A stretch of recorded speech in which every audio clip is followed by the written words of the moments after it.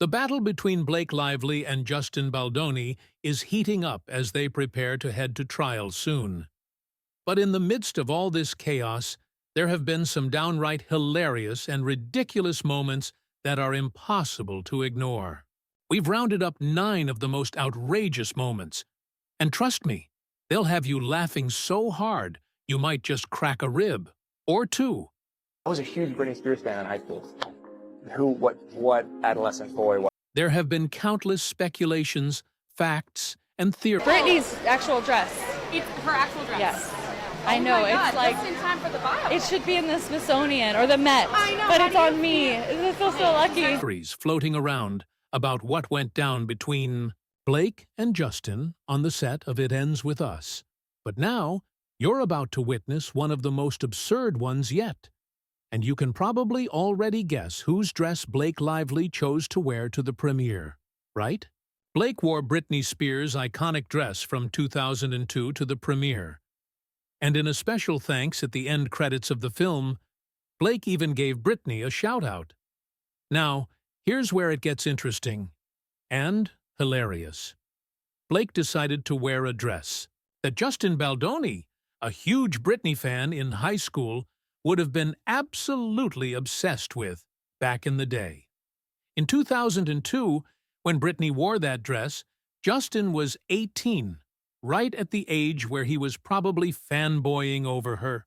So, for Blake to choose that specific dress for the premiere, it speaks volumes. It's almost as if it confirms the theories that Blake has some deep feelings for Justin. Sometimes I would have people who really resented that because they were like, we just hired you to be an actor. Yet when I went in the meetings, I would just seem like I'm just there to be the actor and ready to get the gig. I wouldn't reveal that I actually need to have authorship in order to fulfill. Let's be real. Celebrities put a lot of thought into their outfits, especially for big events like premieres. So, Blake knew exactly what she was doing.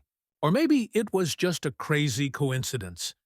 But it's wild that Blake made sure Justin didn't see her at the premiere, even going as far as forcing him into a basement. Could it have been part of a strategy? Maybe she wanted Justin to see pictures. There are moments, it's just as important to say, okay, I believe in this, and that's why I'm standing up for it, and that's why I'm not being difficult. And then there are other moments to go like, am I the asshole in the room? Like, what is happening here? Pictures of her wearing Britney's dress in the media. A subtle reminder of how he used to see Britney in the headlines when he was growing up. It's honestly hilarious. It's about being upfront about like knowing what you actually need versus just like trying to get the job. And then, once you're in it, sort of revealing the scope of your sort of needs to be, fulfilled. How Blake has said so many things in interviews that are now being used against her. Like when she openly admitted that she pretends to be an actress just to hide her real motive, eventually taking creative control to feel fulfilled. I mean, that's next-level comedic gold. She literally opened and closed the case by handing over to Justin one of the most crucial pieces of evidence that could help him win the trial. But it didn't stop there.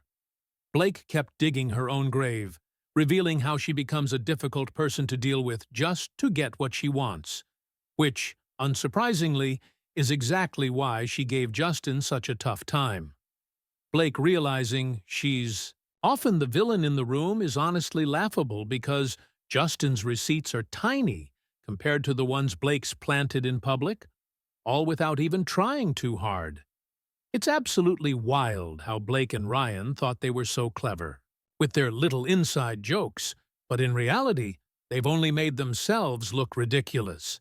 Take, for example, the Deadpool Easter eggs they planted, which they thought would make them seem like geniuses once people started digging.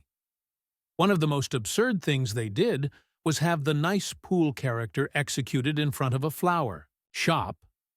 The wild part? The flower shop is a huge part of It Ends With Us, where Blake and Ryan continuously terrorized Justin. They didn't stop there, though. Oh no, they also made sure Lady Pool, voiced by Blake, took down Justin in front of that flower shop. But it gets even crazier. The flower shop is called Little Sage. Now, it was alleged that Blake accused Justin of saging on set, which is a practice to cleanse negative energy. So, naming the flower shop Little Sage? Yeah, that's an inside joke that Blake and Ryan thought was clever. But in reality, they only ended up becoming the joke themselves when the public caught on to what they were doing. And the ridiculousness didn't stop there. At the end credits of It Ends With Us, Blake gave a special thanks to Gordon Reynolds, credited as Nice Pool in Deadpool. Now, Gordon Reynolds had absolutely no part in It Ends With Us, so Blake thought it'd be hilarious to thank him in Justin's movie. But honestly, it just fell flat, making their attempt at a witty joke look painfully silly. Then there's the whole thing with Ryan's hate for Nice Pool. He hated the character even more than Deadpool himself. But here's the kicker. Ryan didn't just copy Justin's hairstyle for Nice Pool, he also used prosthetics to copy his nose. And then, of course, Blake had to mock Justin's nose, suggesting he opt for plastic surgery. The irony is off the charts. Now, the first big red flag in It Ends With Us was Blake's bizarre wardrobe choices. When pictures of her outfits leaked during filming, people couldn't stop laughing. The costumes didn't fit Lily Bloom at all. They were hideous. And what's even more ridiculous is that Blake chose these outfits herself, disregarding the hard work of the costume designer who had already selected perfectly good outfits. She even blew a jaw-dropping $430,000 of the budget on her character's wardrobe. But, wait for it, Blake's choices were ridiculous too. She wore designer pieces like a Valentino tote, Chloe boots, and Christian Louboutin heels. A florist who owns a flower shop like Lily would not be rocking these high-end brands. The disconnect between Blake and the character of Lily is mind-blowing, and it shows how Blake took the entire thing as a joke. It's honestly shocking that an actress wouldn't read the novel the film is based on, but would still go ahead and curate every part of the character, from the wardrobe to the personality, without ever truly understanding who Lily really is. And here's something else you might have missed. There's a startling amount of similarities between Justin Baldoni and Blake's ex, Penn Badgley. The speculation that Blake gravitated toward Justin because he's her type makes more sense when you compare the two men side by side. It's almost uncanny how alike they are. And here's the funniest part. Justin's 2 a.m. voicemail to Blake sounds exactly like Joe Goldberg, the character Penn plays in You. This is a twist Blake might never be able to escape. She's allegedly romantically drawn to Justin, and even her texts to him scream it. One of those texts is beyond cringy. She tells Justin, "If you knew me in person longer, you'd understand how flirty and yummy the ball-busting would play. It's my love language, spicy and playfully bold, never with teeth." She even said she could act it out for him. The next week. This message? Absolutely ridiculous and wildly inappropriate. And what makes it worse is Justin's response to her. But that's a whole other story.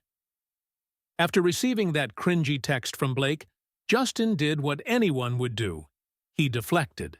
Instead of engaging with her bizarre message, he shifted the conversation to talk about his kids, reminding Blake that he's a family man. It's hilarious when you think about it because, ironically, this wouldn't be the first time Blake sent Justin a ridiculous text. In another... I can totally picture Blake in the Game of Thrones world, right? Can't you? Is a dragon? Yeah, maybe like you kind of have Mother of Dragon hair going in a good way. Other instance, she sent him a full-on paragraph trying to compare herself to Khaleesi from Game of Thrones. Yep, you heard that right. Blake literally named herself as Khaleesi, and even called Ryan Reynolds and Taylor Swift her dragons.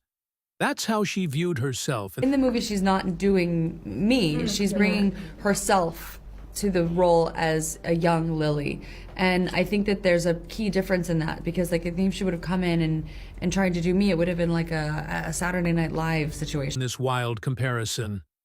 It's honestly too funny because Blake only craves the power Khaleesi had in the show, ruling with the help of her dragons, but doesn't realize how it ended for her.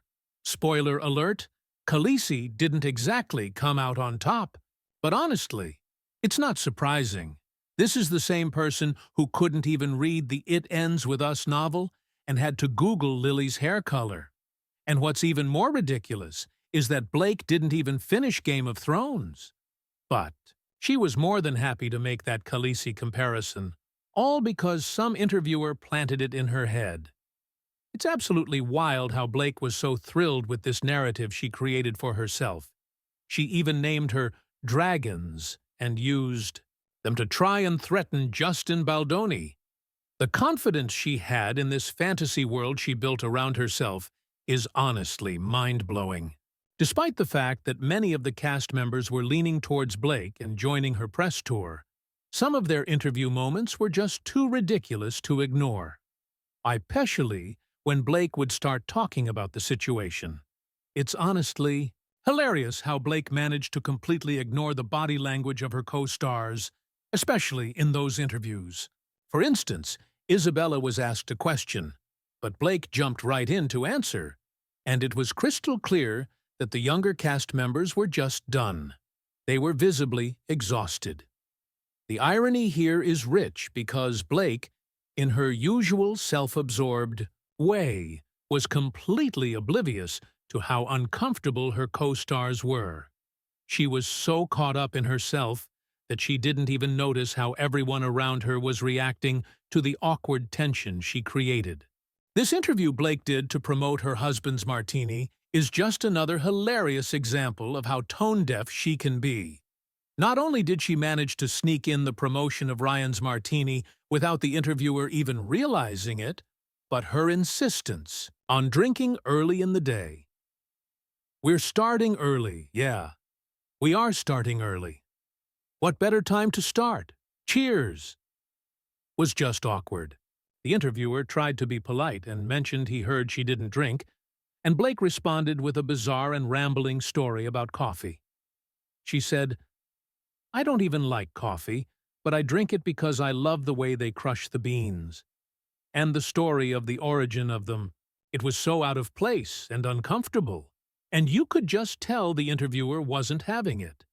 But this interview wasn't just about her weird coffee story or the awkwardness around her husband's product placement.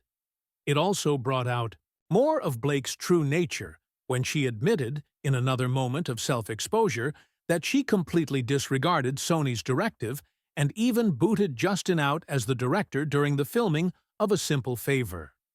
The way she casually dropped, "We're going to show the movie," and the studio was like, No, you're going to show 20 minutes. And I was like, they don't expletive care, really highlighted her arrogant disregard for the process and people involved. That moment in the interview showed the world just how tone-deaf and self-absorbed she truly is. And it just adds to the list of things Blake has said that have come back to bite her. But of course, it gets even worse. Blake, in typical fashion, was too bold for her own good and didn't anticipate how much these reckless statements would haunt her later. Then there was the other people too part, where she awkwardly referenced calling people to make sure they agreed with her decisions, making it clear that she had no issue with disregarding others. The confidence with which she hijacked an entire movie, literally booting out the director, and then came out publicly with these statements, is next-level ridiculous. It's as if she thought none of this would come back to haunt her. Then, of course, we have Ryan Reynolds promoting It Ends With Us in a way that had absolutely no connection to the film whatsoever. He did this strange promo with his friend Hugh Jackman and even his mother, leaving out Justin Baldoni entirely. The conversation shifted from the film to Ryan's personal life, with the promo descending into discussions about meth and his father's death in 2015. None of it had anything to do with It Ends With Us or even Deadpool. It was just beyond ridiculous. Ryan seemed completely out of touch with the context of what they were promoting, and it just made everything about the film seem like a joke.